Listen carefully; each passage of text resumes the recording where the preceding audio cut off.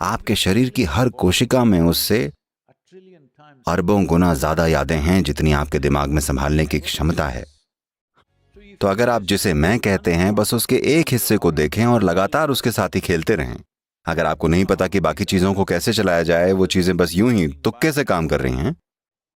देखिए, सोचना मतलब आप जागरूकता में अपनी विचार प्रक्रिया को एक निश्चित दिशा में ले जाना चाहती हैं, उसे सोचना कहते हैं। अगर ये हर समय चलती रहती है तो इसे दस्त कहते हैं, है ना?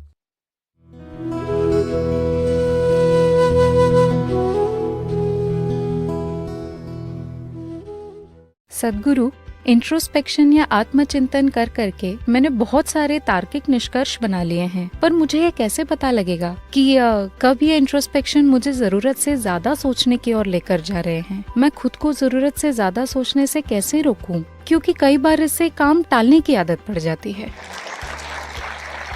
ओह, ये सवाल पॉपुलर है। देखिए, मान लीजिए आप ड्राइव कर रही हैं और सामने विंडशील्ड में देखने की बजाय आप पीछे वाले शीशे में देखकर गाड़ी चलाएं, पीछे देखने वाले शीशे में। तो मुझे लगता है आपको रिवर्स गियर में होना चाहिए, ना कि टॉप गियर में। हेलो? तो ये सारी इंट्रोस्पेक्शन वाली बकवासें आपको अंग्रेजों से मिली हैं, वो इसे लेकर आए थे। इस देश में हम इंट्रोस्पेक्शन पर विश्वास नहीं करते, क्योंकि देखिए, आप अपनी ही बकवास को समझने की कोशिश कर रही हैं। ये ऐसे काम नहीं करने वाला। अगर आप इससे एक दूरी बनाकर रखें तो आप साफ जान लेंगे कि ये क्या है। आपको इसके बारे में सोचने की जरूरत नहीं है। ये कुछ ऐसा है, मान लीजिए आज रात आपको दिल्ली एयरपोर्ट से फ्लाइट लेनी है, आपको जाना है। तो आपका फ्लाइट टाइम नजदीक आ रहा है, पर एक बड़ा ट्रैफिक जाम लगा हुआ है। आपको ट्रैफिक जाम कैसे लगेगा? बुरा लगेगा ना, भले ही आप अपनी सपनों वाली गाड़ी में बैठी हो, ठीक है ना? अब जैसे तैसे आप एयरपोर्ट पहुंची, प्लेन में बैठी और वो उड़ गया। अब आप ऊपर पहुंचे और फिर आपने नीचे देखा, अब भी जाम लगा था। अब ये कितना सुंदर लग रहा है, सफेद और लाल रोशनियों की लड़ियों जैसा। ये सच में सुंदर होता है। आपने इसे देखा है? हाँ, हुआ बस इतना है कि थोड़ी सी दूरी हो गई है ना? एक बार अगर थोड़ी सी दूरी बन जाए, अब ये समस्या नहीं होती। आपको पता है कि इसे कैसे संभालना है। और बड़े बड़े एहसास ऐसे ही होते हैं।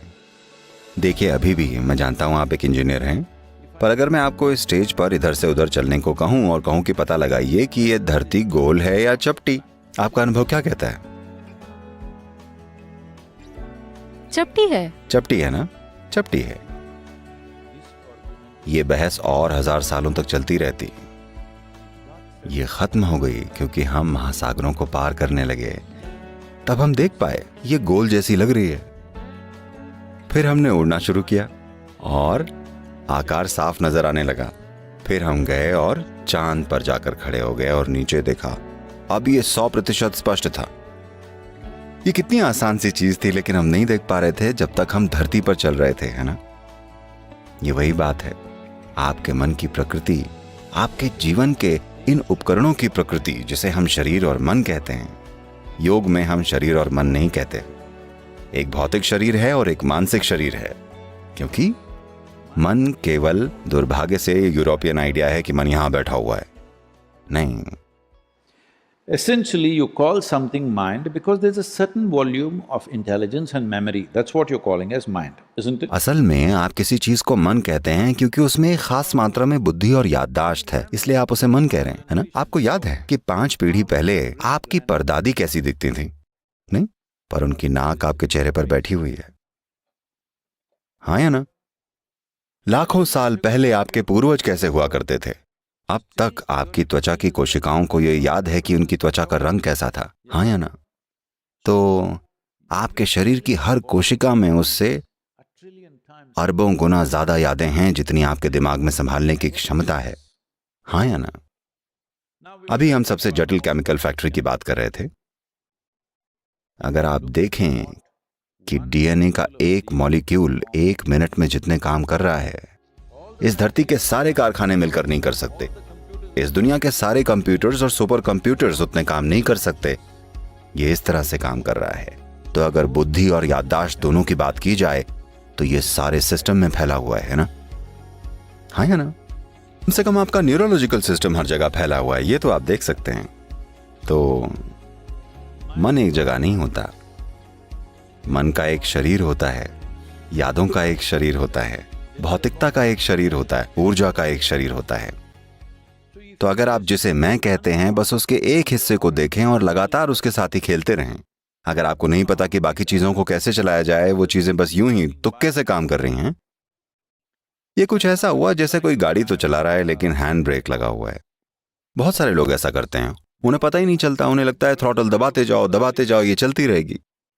नहीं, इसमें आग लग सकती है, कार में आग पकड़ सकती है अगर आप ब्रेक चालू हो तो, है ना? अभी ज्यादातर लोग ऐसे ही हैं क्योंकि वो किसी स्कूल या कॉलेज में आ गए हैं और अब उनमें थोड़ी सी तार्किक बुद्धि आ गई है और वो भी हर तरह की बाहरी जानकारियों से, और उससे वो ये हर तरह के काम कर रहे हैं। इंट्रोस्पेक्शन, आत्मचिंतन। कौन किस पर आत्मचिंतन कर रहा है? ये सारे के सारे पश्चिमी विचार हैं जिन्होंने इंसानियत को बहुत ज्यादा तकलीफ पहुंचाई है, बहुत ही ज्यादा। मनोवैज्ञानिक प्रक्रिया उन जानकारियों का एक नतीजा है जिन्हें आपने इकट्ठा किया है और आप उन्हें कैसे प्रोसेस करते हैं, यह है ना?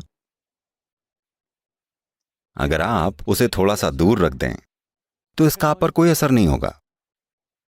जब आपको जरूरत है उसका इस्तेमाल कीजिए, जब जरूरत नहीं है आपको उसे अलग रख देना चाहिए। पर फिलहाल लोगों को ऐसा लगता है कि वो हर समय सोचते रहते हैं, जिसे आप इंट्रोस्पेक्शन कह रही हैं। मैं माफी चाहता हूं अगर मैं आपका किसी तरह से मजाक उड़ा रहा हूं, मेरा ऐसा कोई इरादा नहीं है, ये आप जानती हैं। ये एक तरह की मानसिक दस्त है, ये बस चलती ही जा रही है। आप इसे हर तरह के नाम दे रहे हैं, पर असल में देखिए, सोचना मतलब आप जागरूकता में अपनी विचार प्रक्रिया को एक निश्चित दिशा में ले जाना चाहती हैं, उसे सोचना कहते हैं। अगर ये हर समय चलती रहती है तो इसे दस्त कहते हैं, है ना? तो आपको दोनों के बीच का अंतर पता होना चाहिए। क्या ये एक जागरूक प्रक्रिया है या ये बस ऐसे ही बेकाबू भाग रही है? ये बहुत जरूरी है। तो आत्मचिंतन का मतलब है पीछे की ओर देखने वाला जीवन का शीशा। आज आप एक युवा लड़की हैं, लेकिन अगर आप आत्मचिंतन या इंट्रोस्पेक्शन करेंगी तो आपको अभी से लगेगा कि आप बहुत जी गई हैं। हाँ, सबसे बड़ी समझदारी की बात लोग ये सोचते हैं, शेक्सपियर ने निकाला था, मैं रहूं या ना रहूं। ये सवाल सबसे ज्यादा बुद्धिमानी भरा सवाल समझा जाता है।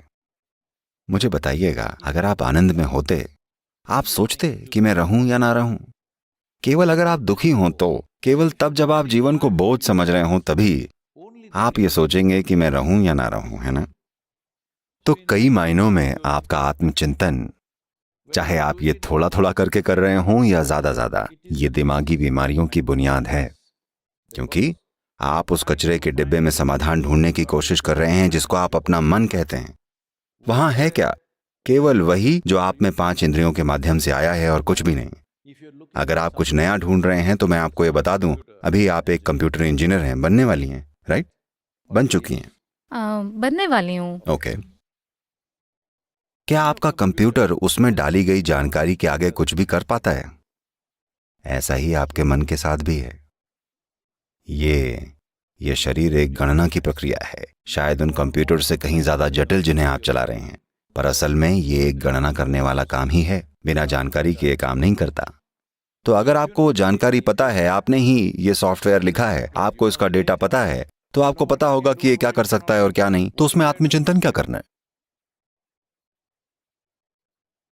तो क्या मैं ज्यादा सोच रही हूं या आत्मचिंतन कर रही हूं? दोनों की जरूरत नहीं है। आपको चीजों को देखने के लिए और स्पष्टता की जरूरत है। अगर आप किसी चीज को देखें, उसे उतनी ही स्पष्टता से देख सकें जैसी वो सच में है, तब किसी चीज के लिए आत्मचिंतन की जरूरत नहीं है। एक बार फिर मैं आपको ये याद दिला रहा हूं, अभी आप युवा हैं, पर ये चलेगा ना? मैं नहीं कह रहा हूं कि आप बच्ची हैं, मैं कह रहा हूं अभी आप एक युवा लड़की हैं। वैसे मेरी नजर में आप एक बच्ची ही हैं। तो मैं बस आपको ये बता रहा हूं, देखिए किसी की जिंदगी कितनी लंबी है, ये अगर आपके अनुभव के संदर्भ में बात करें तो, ना कि आपकी उम्र के। आपने कभी इस पर गौर किया है, किसी एक दिन जब आप बड़ी खुश होती हैं, 24 घंटे एक पल जैसे निकल जाते हैं, ऐसा होता है ना? किसी और दिन आप थोड़े निराश हैं, 24 घंटे 1000 साल जैसे लगते हैं। हाँ, तो सिर्फ दुखी लोग लंबी जिंदगी जीते हैं। अगर आप आनंद में हैं तो ये पूरी हो जाती है इससे पहले कि आप समझ पाएं कि हो क्या रहा है, इससे पहले कि आप समझ पाएं ये सब किस लिए था। अंतिम संस्कार। हाँ, मुझे ऐसा लगता है जैसे मैं ऐसा फील करता हूं जैसे मैं परसों ही पैदा हुआ था। देखिए मुझे।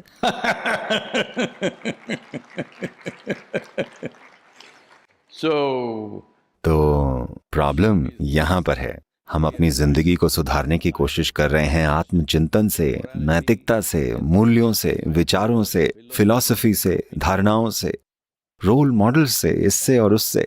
नहीं, इनकी जरूरत नहीं है। होना यह चाहिए कि ये जीवन उमंग से भरा हो, ये अपनी सर्वोच्च संभावना तक पहुंचे, ये चमक उठे। अगर आप हर वक्त चमकते रहें तो शारीरिक रूप से आप बढ़िया रहेंगे, आपकी प्रतिभा खिल उठेगी, सब कुछ बढ़िया होगा। और क्या दुनिया में भी ऐसा होगा? नहीं, दुनिया कभी भी 100% वैसी नहीं चलेगी जैसी आप चाहते हैं कि चले। क्योंकि आप तीनों युवा हैं, इसलिए मैं आपको ये बता रहा हूं, और यहाँ बहुत से युवा हैं, मैं आप सभी को ये बता रहा हूं, क्योंकि आप में बहुतों ने ये सपना संजो रखा होगा कि आपको एक आदर्श इंसान मिल जाएगा, आपके जीवन में एक परफेक्ट इंसान, लड़का या लड़की, जो भी। मैं आपके रोमांस को खत्म करने की कोशिश नहीं कर रहा हूं, मैं बस इतना बता रहा हूं कि आपको बड़ी गहरी निराशा होगी। क्योंकि यहां कई लोग कह रहे हैं कि वो मथुरा से हैं। कृष्ण सबसे अद्भुत पुरुष, उनकी पत्नियां हमेशा शिकायत करती रहती थीं।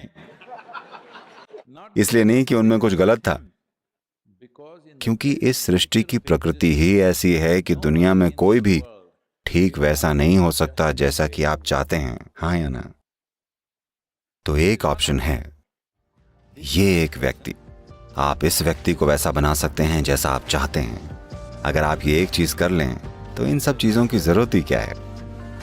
आपको बस इतना ही करना है। आप एक इंजीनियर हैं, आपको थोड़ी सी इंजीनियरिंग करनी चाहिए, इनर इंजीनियरिंग, ताकि ये वाला बिल्कुल वैसा काम करे जैसा आप चाहते हैं। दुनिया के लिए हम अपना बेस्ट करेंगे।